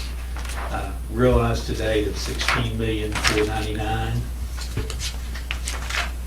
Expenditures starting on 81, 82, and 83. Our total budgeted expenditures of $22,247,000. Expenditures of $17,163,000. I think we're in pretty good shape across all our functions. I don't think we're going to be. There's a couple of areas that we'll probably maybe come back later on. We've had some supplemental salaries that we paid for administrators that came on early. It's probably we're going to have to make a provision for that. And maybe a couple of little things that maybe not. We might be okay. We'll see how this shakes out. The next is our food service revenues of $758,000, expenditures of $916,000. And with this column here in the middle, about 242 is our summer feeding column, so we'll have some expenditures hit in June for that, and then some expenditures and revenues hit. Generally, we make money in our summer feeding. We don't lose money, but so it should be okay. And then the financial statements on page 85. Same numbers there.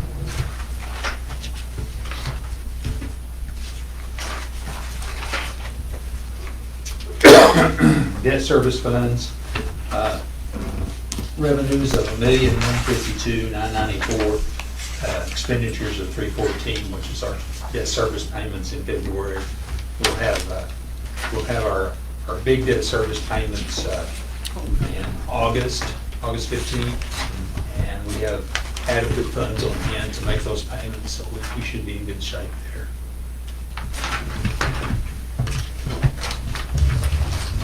And capital projects funds, no change there, just that CD. Ranger Roundup, revenues of $218,329, expenditures of $374,943. And the detail of those revenues, we should benefit from the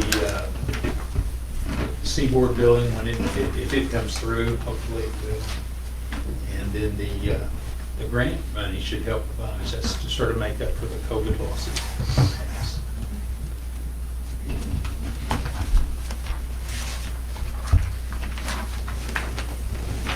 And on page 98 is the detail of the expenditures by line item for Ranger Roundup.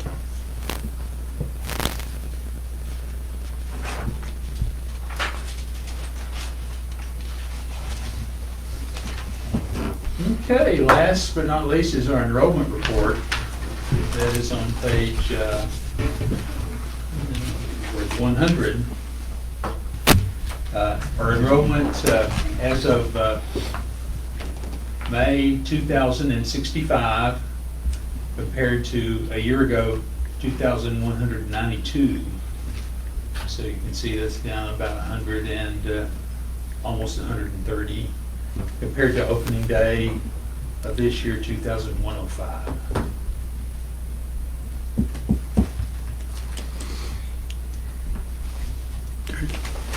All right. Any questions for Doug? Thank you, Doug. Thank you. All right, we'll move on to consent agenda items. We have minutes of prior board meeting.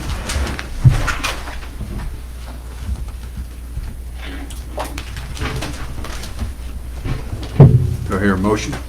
Motion. Second. We have a motion and a second. Any discussion? All those in favor? All those opposed? Passes 6-0. All right. Discussion or action items. Consider possible action on funding for the bass team. Mr. Morales? Okay, in open forum, you heard Mr. Pearson talk about the bass team. My recommendation that we do for that is I recommend that we approve the funding for the bass team to be made. But what I want to do is take that money out of a donation from First Bank Southwest they gave us a year ago. And my guess that we could figure, Doug and I looked, is $1,500, $2,000. There's money in that to pay that rather than you all take that out of the general fund. So that's my recommendation how we do that this year. Any further discussion? Do I hear a motion? Motion. Second? Second. All those in favor? All those opposed? Motion carries 6-0. Okay, now we move on to consideration of possible action on participation and reimbursement of child and adult care food program for RRLC. Yeah, this is what I was talking about earlier. In applying for that, I recommend that the board approve Ranger Roundup Learning Center's participation in reimbursement in the child and adult care food program. Discussion. Best motion here, it costs us nothing. So moved. Is there no? Got a motion and a second. Can I ask one more question before that? I see no cost. No cost now, is it, I mean, we're not setting up anything for future liabilities here. No, I think it's something we would wish we had done last year, but we were too late, so we're doing it early enough this year that we qualify. And it's part of the application. Okay. Yeah, let's have a vote. A board has to vote on and approve it. Okay. I'll leave you alone. All right, we have a motion and a second. All those in favor? All opposed? Motion carries 6-0. Okay, Mr. Morales, you have some personnel contracts for us. to Right, approve. I recommend, The new sheet. yeah, this is the new one. Thank you. I recommend that we hire the below personnel on a one-year dual probationary contract for the 2021-2022 school year. Chad Farmer as the head boys basketball coach and teacher, and Janice Reed as the head girls volleyball coach and teacher. And then I recommend that below personnel on a one-year contract with the ESSER 3 funding for the 2021-22 school years. Karina Baca, elementary ELAR instructional coach, Amber Jones, secondary math instructional coach, and Christy Waite, grant compliance coordinator. Have a motion? Second. Have a motion and a second. Any further discussion? If not, all those in favor of those recommendations? Aye. Opposed? Motion's passed 6-0. Okay, and then I have some ESSER ones. Okay. Okay. You were ready for this, Dr. Rock, for me to do these? ESSER? Yes. Those, I think that was it. Those are the ones that we just did. Yes, that's the ones we just did. This is for hiring recommendations for ESSER grant. Again, I want you all to understand the ESSER is a federal money that is here for 3 years, and then it's gone after 3 years, so the contracts will say that for these people, so they realize. That they realize it. Yeah, they realize that. So we want to have a contract saying that. After Reviewing applications, interviewing candidates for position, I would like to make the following recommendations. Elementary Social and Emotional Coordinator, Cynthia Medina, she's a transfer from Wright. Secondary Social and Emotional Learning Coordinator, Ronnie Watson, a transfer from Moody Martin. Secondary Math Instructional Coach with Possible Teaching, Amber Jones, which she was already on there, but she is going to be teaching a couple of classes at Moody Martin also. Elementary, I already had the other ones, Baca, because I just didn't want to mess these others. Secondary LR Coach Teresa Snell, transfer from Williams. Grant Compliance Coordinator Christy Waite, which I've said already, and then Technology Instructional Coach Eric North, transfer from the high school. Did I miss anybody? Okay. Motion on this? Second? Any second? Second. Any further discussion? All those in favor? All those opposed? Motion carries 6-0. Okay, we're now ready for consideration possible action on recommended stipends and salary schedules. Do we have some discussion, Doug, on this prior, Yeah. because we hadn't? I've got an additional handout to give you all too.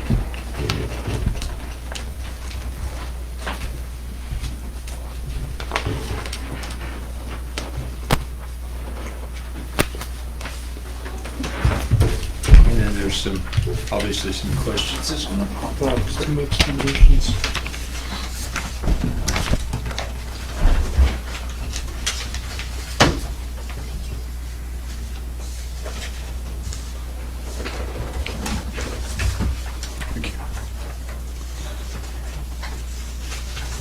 Sir.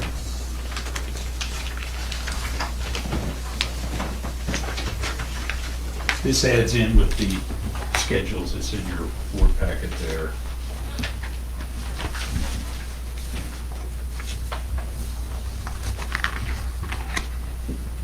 Basically, on our compensation plan for this year, we are sort of continuing our same plan.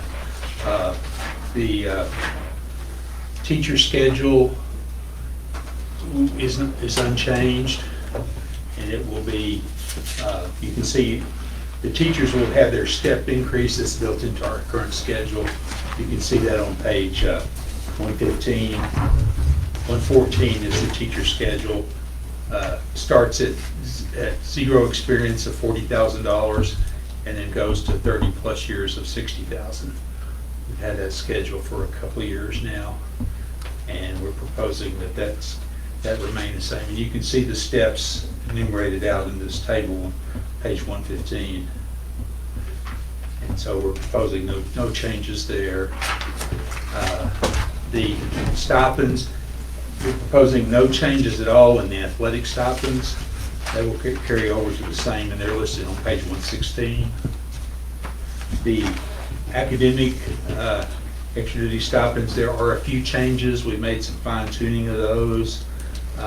Most of them are just sort of, probably the biggest item, we've added Spanish certified teachers to the high needs teaching area there in the middle there, where those include science, math, and those kind of things. That's one change, plus a few other little minor changes. I don't think that's the biggest item there. So basically that schedule is pretty much the same with a few revisions. The next is our administrative salary schedule on page 119. Most of the administrators are staying the same. The new administrators are added in there. You can see how they fit in there. The proposed salary for Sandy Wheeler is a comparison to the position she wasn't employed, but the person that had held that job before. And the same with Jody Chisholm, the same way there. Ashley Wilson, you see a change there. Reed Cates. I think Mr. Morales says that number should be. It should be 8. I agreed to 8 with him, and I 8,000. sent him an email that said 5.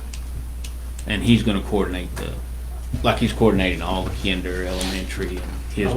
I was working off a memo that he'd given me for 5. I gave him the wrong number.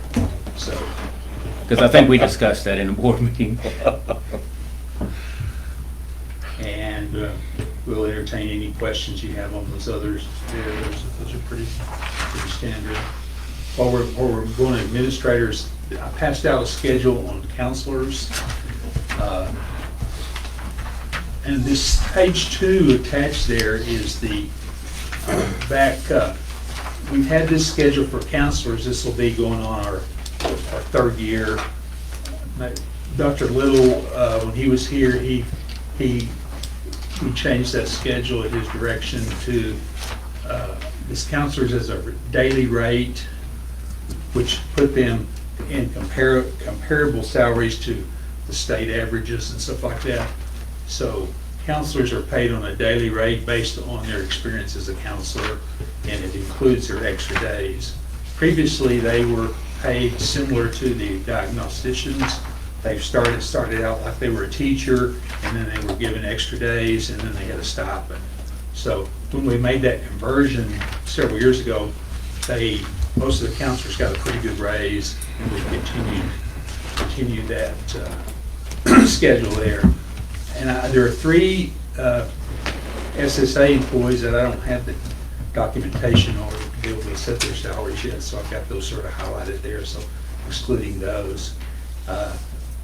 The other ones you can see their revised net rate. Some of them are showing a smaller increase in salary because they, like in the counselor at Libby P. Martin Kinder, she lost some campus stipends that would affect her there, and then one of them is going, the one at the new one at the junior high is adding 10 extra days, which has a big impact on her salary. So you can, if there's any particular questions on any particular person, I'd be willing to entertain that for sure.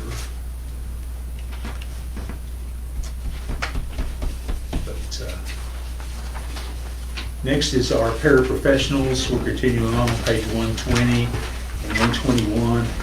The paraprofessionals, we've had this step schedule that several years ago when everyone got a raise, we raised that all up at 50 cents an hour basically.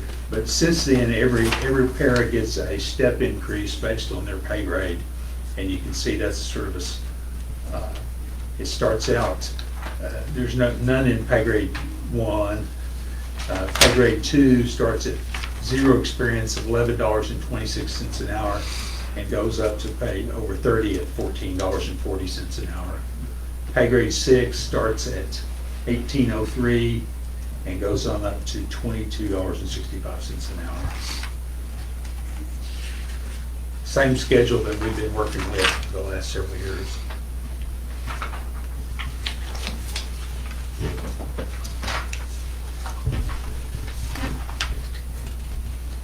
Manual trades employees, continuing basically the same schedule there. There's a step increase, 10 cents an hour differential that we add in there to all of them.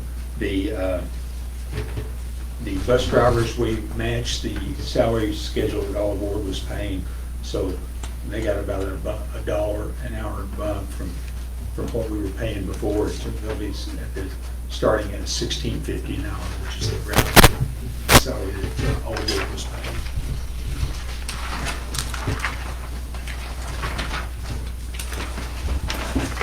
But I think this is, as far as not knowing our valuations, you can see what our enrollment, our ADA is going to potentially drop.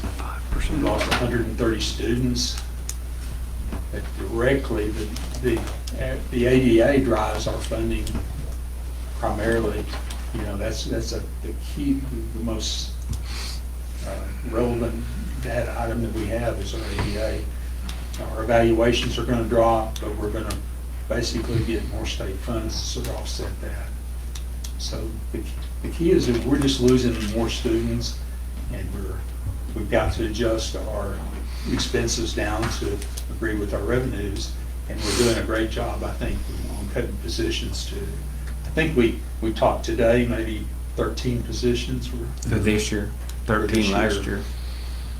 We're going to try to, with this, come back with a balanced budget. We will come back with a balanced budget. Yeah, thank you. Amen. You're preaching to the choir. But you know, if there's excess, we put it in there like we did last year for capital projects. And actually, we overstated a little bit, basically, that T2 number we've all talked about before too. So, but I think we're going to end up underspent in some areas. The ESSER grant's going to help us. The issue about supplant versus supplement is not there with ESSER. So we're going to supplant everything we can. Supplant is a good word now. It used to be a no-no with federal funds. Anything that we can spend ESSER funds on that we're not good, that would save us from spending it in general operating, we'll be that much ahead. When do we get the final numbers from OCAD, from the appraisal? The last week of July. It wasn't looking good earlier. No, everybody's down, you know, we've been saying this, so just down 18% or something like that. We know the Yes. meeting before. Yeah, we're just kind of rounding the numbers out. I think it was 18 or 19% decrease. Yeah, it's sizable. Yeah. And we're just sort of fortunate that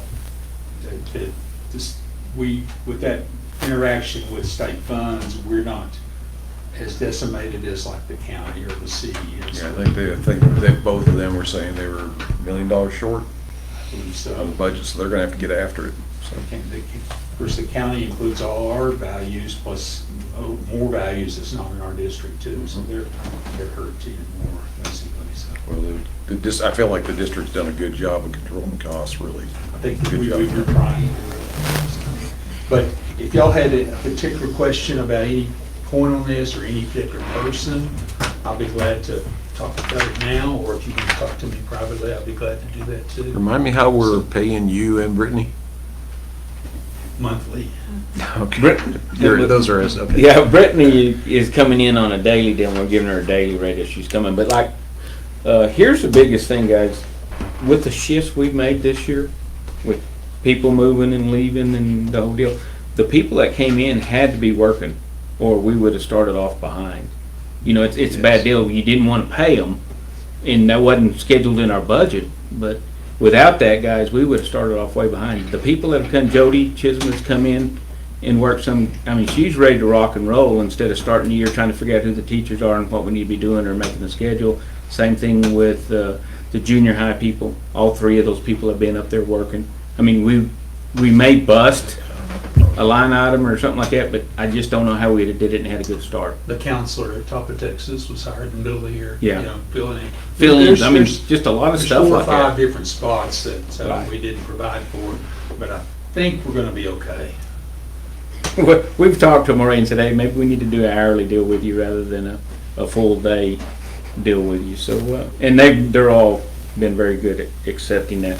But Doug's hitting it right on the head, guys. We lost 127 students from the beginning of the year to the end of the school year. We don't know what's happening this summer. We don't know if people are leaving and moving in, moving out. We have one indication, from Dr. Rock that our pre-K numbers are going up for some reason. Matter of fact, one of the places in that new building, we had to turn in, instead of a cafeteria, into a classroom. So that's a good sign. But I'm still not sure what's happening out there, and we won't know till school starts whether it's more than 127, you know. A lot of houses selling. Yeah, a lot of houses, and like I say, you know, you start figuring out what each kid costs. So we're trying to be proactive with attrition and, you know, and not filling those positions. Where does 127 kids put us? Roughly a ballpark $6,000 per student. So I'm saying 700-something thousand. Okay. Well, hopefully it doesn't stay there. Sounds good. It doesn't, but again, we're trying to do the best we can with it, and it's trying to hit a moving target. Yeah. Because we don't know what's going to be out there, but we're trying to be proactive. We should have our ADA in July. maybe in a couple of weeks, and do the team submission. But, you know, I think Doug is doing a good job advising us and trying to watch the numbers, and I know the principals don't like it when we say you have to do more with less, but it's really what it's coming down to.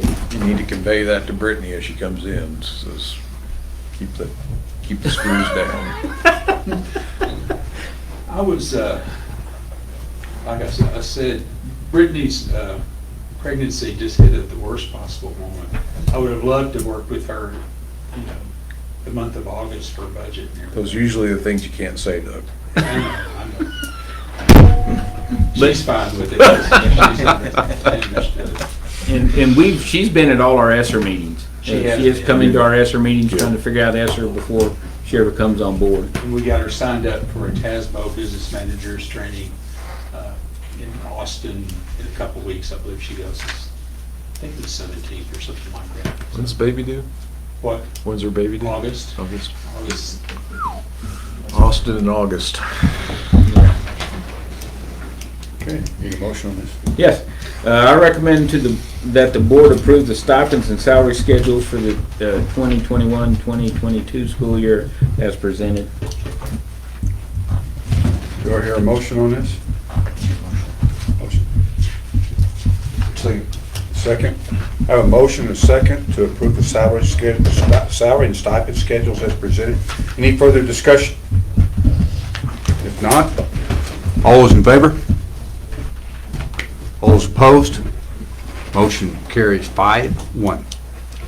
Joe, can I say some stuff, because there's some things out there with salaries and those stuff. Sure.